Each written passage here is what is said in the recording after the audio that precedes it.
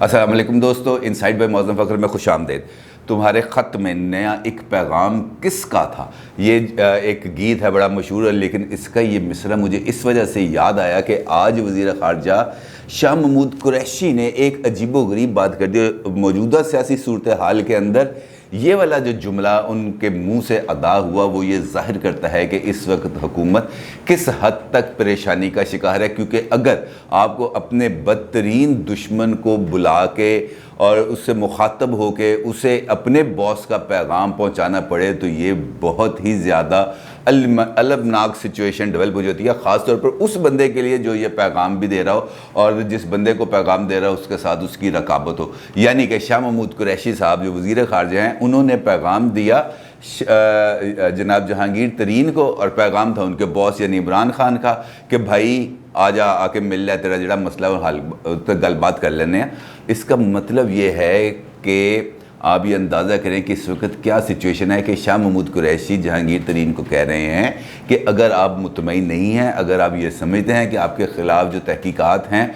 वो गैर जानिबदाराना या शफाफ नहीं हैं, तो आप आएँ, वज़ीर आज़म के दरवाज़े आपके लिए खुले हैं। आप आएँ और आकर वज़ीर आज़म इमरान खान से मिलें और जो भी आपका नुक्ता नज़र है वो बयान करें। लेकिन सवाल ये पैदा होता है कि अब क्या जहांगीर तरीन वज़ीर आज़म से मिलने पर आमादा होंगे और वो इस पैगाम का किस तरह जवाब देंगे? लेकिन उन्होंने अपने इस पैगाम का भी यानी कि शाह महमूद कुरैशी ने जो उनको पैगाम दिया उसका भी बराह रास्त जवाब देने से बहुत ज़्यादा गुरेज़ किया, बल्कि इस सवाल का जो जवाब दिया वो दिया राजा रियाज ने। और उन्होंने आज जब वो पेशी के लिए आए हैं बैंकिंग कोर्ट में, तो जो कल उनके इशाइये के अंदर अरकान असम्बली मौजूद थे, तमाम के तमाम 29 यानी कि 8 MNAs और 21 MPAs वो आज भी उनके साथ बैंकिंग कोर्ट में ना सिर्फ पेश हुए बल्कि राजा रियाज ने इस पैगाम का जवाब दिया।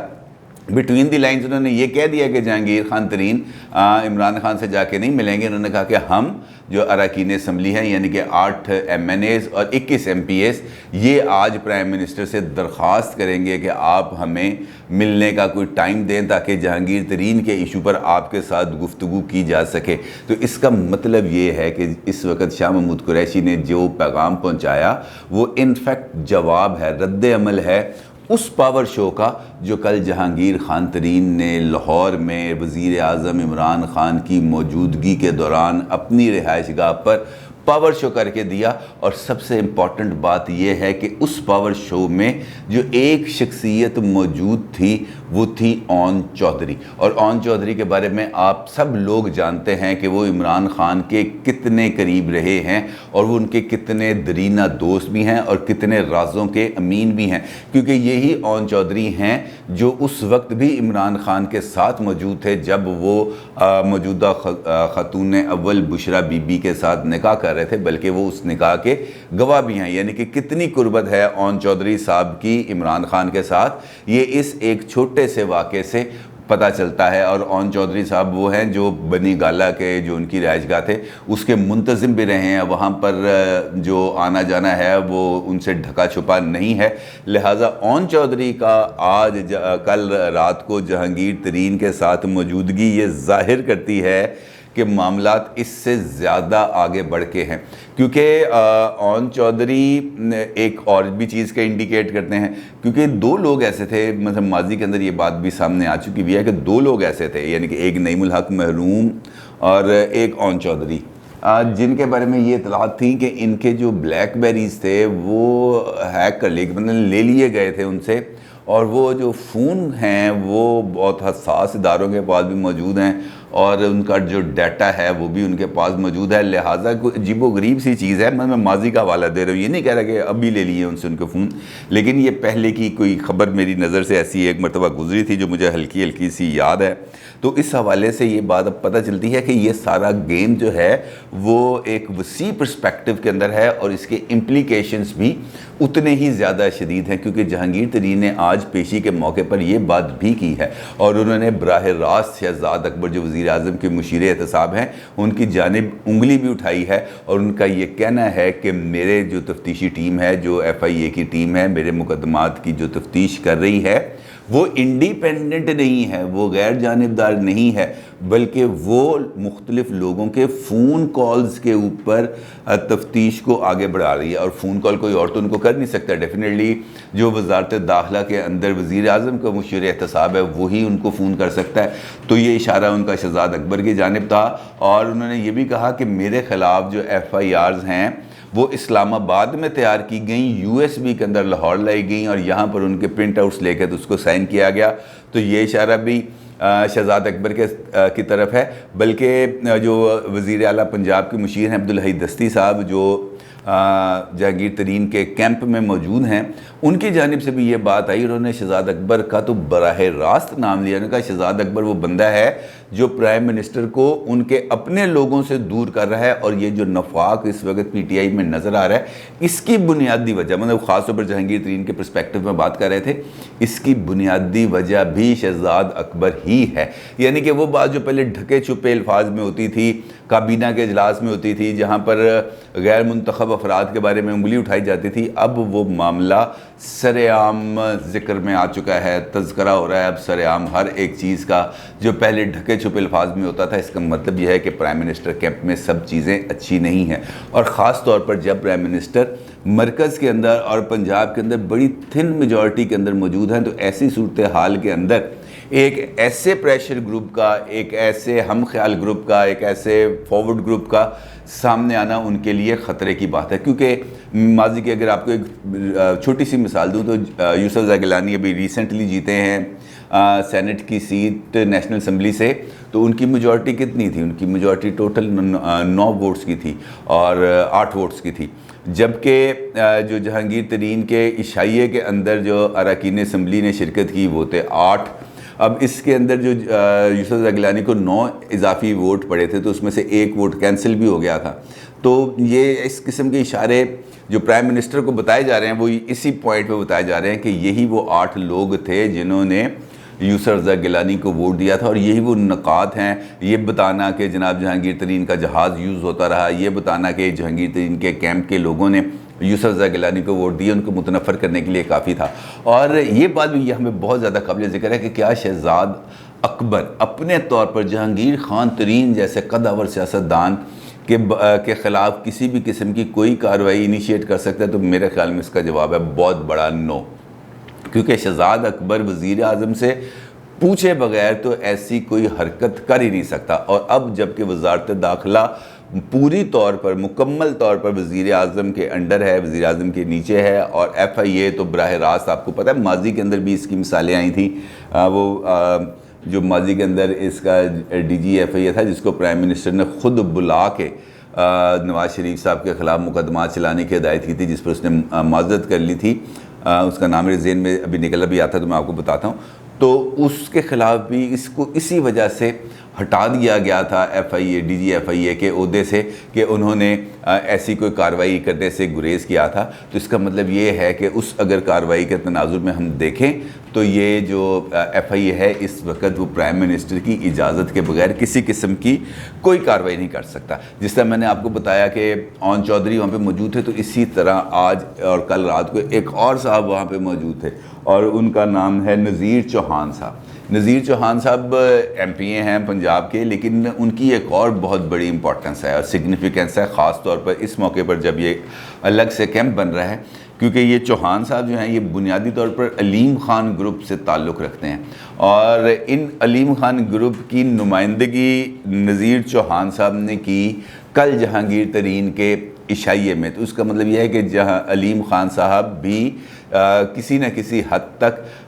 जहांगीर तरीन के मौक़िफ़ से मौजूद हैं, से मुत्तफ़िक हैं। और अगर अब हम कल की बात करें जो जहांगीर तरीन साहब के घर में इशाइया था, तो वहाँ पर भी बहुत इस हवाले से बड़ी खुली डुली बात हुई है और जहांगीर तरीन ने अपने ख़िलाफ़ मुकदमात और अपने ख़िलाफ़ होने वाली कार्रवाइयों की पूरी तफसील से शुरका को आगाह किया, उनको बताया कि ये कुछ मेरे ख़िलाफ़ हो रहा है, ये कुछ इस तरीके से प्लान किया जा रहा है। और अब ये मुझे गिरफ्तार करना चाहते हैं, क्योंकि उनकी ज़मानत तो 3 मुकदमात में है ना। और अगर कोई और नया मुकदमा दर्ज हो जाता है अचानक ही और उस पर उनकी गिरफ्तारी हो जाती है, जो बिल्कुल भी किसी तरीके से बईद अज़ क़यास नहीं है, क्योंकि यहाँ पर तो कुछ भी हो सकता है, तो उनकी गिरफ्तारी इस वक्त बहुत ज़्यादा हद तक मुमकिन है कि जहांगीर तरीन को किसी भी हद तक उनको जाके गिरफ़्तार कर लिया जाए। तो इस सारे पर्सपेक्टिव में भी बात हुई और ये भी बात हुई कि अब हमें आगे क्या करना चाहिए। तो वहाँ पर जो मौजूद शुरका थे उनमें से जो कुछ लोग थे उनका ये कहना था कि अभी हमें पीटीआई से यानी हुकूमत से वाज़े डिस्टेंस के इशारे नहीं देने चाहिए, हमें अपने तमाम कार्ड्स को इस्तेमाल करना चाहिए, हमें ये देखना चाहिए कि पीटीआई हमें किस हद तक दीवार से लगाती है या हमें कुछ स्पेस देती है, हमें प्राइम मिनिस्टर का दरवाज़ा भी खटखटाना चाहिए, हमें जाके प्राइम मिनिस्टर से मिलना भी चाहिए, हमें ईवान के अंदर और ईवान के बाहर भी अपनी आवाज़ उठानी चाहिए, हमें आपका मुकदमा लोगों में जाके लड़ने की इजाज़त आपको देनी चाहिए, जिस पर जहांगीर तरीन ने कहा कि आप लोग मेरी बिहाफ पे जाके मीडिया पे बात कर सकते हैं, लेकिन बहुत अच्छे अल्फाज में आपको ये बात करनी चाहिए। आप मेरे उन्होंने उनको कहा कि आप मेरा जो है डिफेंस कर सकते हैं। अच्छा, वहाँ पे जो एक और इम्पॉर्टेंट बात हुई वो ये थी कि अगर ये सब कुछ जिस तरह हम कह रहे हैं कि प्राइम मिनिस्टर से मिले, वहाँ से हमें कोई रिलीफ ना मिले, हम आवाज़ उठाएं कोई रिलीफ ना मिले, हम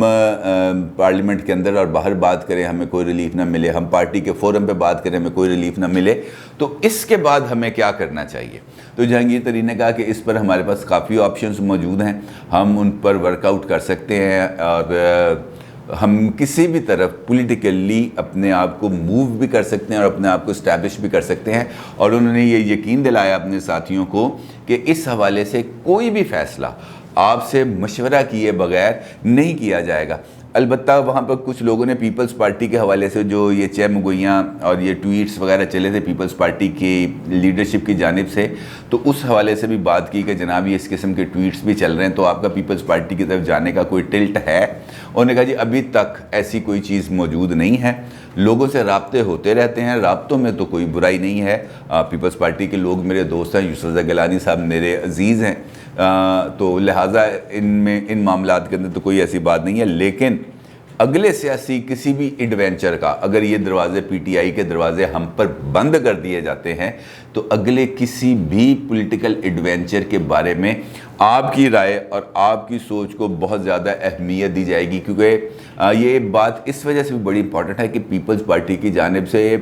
बाकायदा तौर पर मुनज़्ज़म अंदाज के अंदर इस बात को फैलाया भी जा रहा है। मैंने जिस तरह आपको बताया शैला रज़ा का ट्वीट आया, उन्होंने फिर डिलीट किया, फिर पलवा शाह खान ने एक जो भी नौमुंतखब सेनेटर हैं उन्होंने एक टीवी चैनल पे बैठकर जहांगीर तरीन की पीपल्स पार्टी में शमूलियत के वाले से बात की कि वो शामिल हो जाएं तो क्या हो सकता है। एतजाज़ एहसन साहब ने एक टीवी इंटरव्यू में बैठ के बात की कि पीपल्स पार्टी के तो दरवाजे और खिड़कियाँ ही नहीं है, जो मर्ज़ी आ जाए, और जहांगीर तरीन तो बहुत सारे लोगों से बहुत बेहतर हैं और उनको पीपल्स पार्टी में आना चाहिए। उनके पीपल्स पार्टी में आने से पंजाब के अंदर पीपल्स पार्टी मजबूत होगी और हमें उनको वेलकम करना चाहिए, बल्कि उनको लाना चाहिए। यहाँ तक आया एतजाज़ एहसन ने। फिर वज़ीर आला सिंध मुराद अली शाह ने भी कल ऐसी ही बात की कि जहांगीर तरीन अगर पीपल्स पार्टी में आते हैं तो इस पर किसी को क्या एतराज़ हो सकता है, पीपल्स पार्टी में अगर वो आना चाहे तो हम उनको वेलकम करेंगे। यानी कि पीपल्स पार्टी भी यही चाहती है कि किसी न किसी तरीके से उनको पंजाब में एंट्री मिले, क्योंकि पीडीएम के अब टूट फूट के बाद, इंतशार का शिकार होने के बाद और उसके वीक होने के बाद पीपल्स पार्टी को अब वो जो एक तन्हाई जिसे हम कह सकते हैं, आइसोलेशन शायद लफ्ज़ उसके लिए मुनासिब है, ये नहीं है, तो वो उसका शिकार भी मौजूद है और उसको अपने अगले सेटअप के अंदर अपने लिए कोई जगह और कोई रोल दरकार है। और जो स्क्रिप्ट राइटर्स हैं वो उसको रोल देने पर भी तैयार हैं, और वो रोल अगर उनको जहांगीर खान तरीन के साथ अलाइनमेंट करके मिलता है तो वो उस पर भी बहुत ज़्यादा खुश होंगे, क्योंकि जहांगीर तरीन की जनूबी पंजाब की हद तक तो कम अज़ कम आवाज़ भी है और उनके पास एक अच्छी खासी तादाद में इलेक्टेबल्स भी हैं। यानी कि अगर हम आसान अल्फाज में मैं आपको बात बताऊं तो पीपल्स पार्टी ने इस वक्त पीपल्स पार्टी की जो गाड़ी है वो इस ऐसे चौक में आके खड़ी होगी जहाँ पर दाएं भी रास्ता जाता है, बाएं भी रास्ता जाता है। यानी कि अगर वो इस्टेब्लिशमेंट के साथ अलाइन होकर नेक्स्ट सेटअप के अंदर जाने की कोशिश करे और वहाँ पर उसकी डील तय हो जाए तो वो दाएं हाथ को टर्न लेके तो उस सेटअप का अंदर हिस्सा बन सकती है, और अगर उसकी डील नाकाम हो जाए या उसके साथ बातचीत ना हो जाए तो वो लेफ़्ट लेके अपोजिशन के जुलूस के अंदर शामिल हो सकती है, जो कहते हैं पंजाबी में कहते हैं जुमा जंजनाल। तो वो जुमा जंजनाल के साथ भी वो बाएं तरफ भी जाने की उनके पास उन्होंने अपने लिए कुछ ऑप्शंस इस किस्म की बना रहे हैं, क्योंकि अब इस किस्म की भी इतलात आ रही हैं कि शायद कोई नरम रवैया PDM के बारे में, ये जो उनका CEC का इजलास है कल, तो उसके अंदर कुछ नरम रवैया इख्तियार करें। लेकिन ये तो अब कल पीपल्स पार्टी बताएगी उन्होंने क्या करना है क्या नहीं करना है। लेकिन इस वक्त उनके पास ये दोनों ऑप्शंस खुले हैं और देखते हैं कि वो इस बारे में क्या फ़ैसला करते हैं। लिहाजा जहांगीर तरीन के ख़ास तौर पर कल के इजलास के अंदर मुस्तकबिल के हवाले से अभी तक कोई ठोस लाहे अमल तो उन्होंने ओपनली नहीं बनाया, अपने करीबी साथियों के साथ बनाया होगा, उस पर भी हमको गौर करेंगे कि कैसे कोई बात अंदर की ऐसी कोई निकल आए जिसके आपके साथ शेयर किया जा सके। लेकिन यहाँ तक ये बात तय है कि जो पैगाम आया है अब शाह महमूद कुरैशी के ज़रिए जहांगीर खान तरीन को, वो टूटे हुए तारों को जोड़ेगा या नहीं जोड़ेगा, इसका फ़ैसला इस बात पर होगा कि जहांगीर खान तरीन सरेआम आकर इस मुलाकात के लिए आमादा होते हैं या खामोश रह कर इसका जवाब देते हैं। आने वाला वक्त बताएगा। अपनी राय का ज़रूर इज़हार कीजिएगा। आपका बहुत शुक्रिया। अल्लाह हाफ़िज़।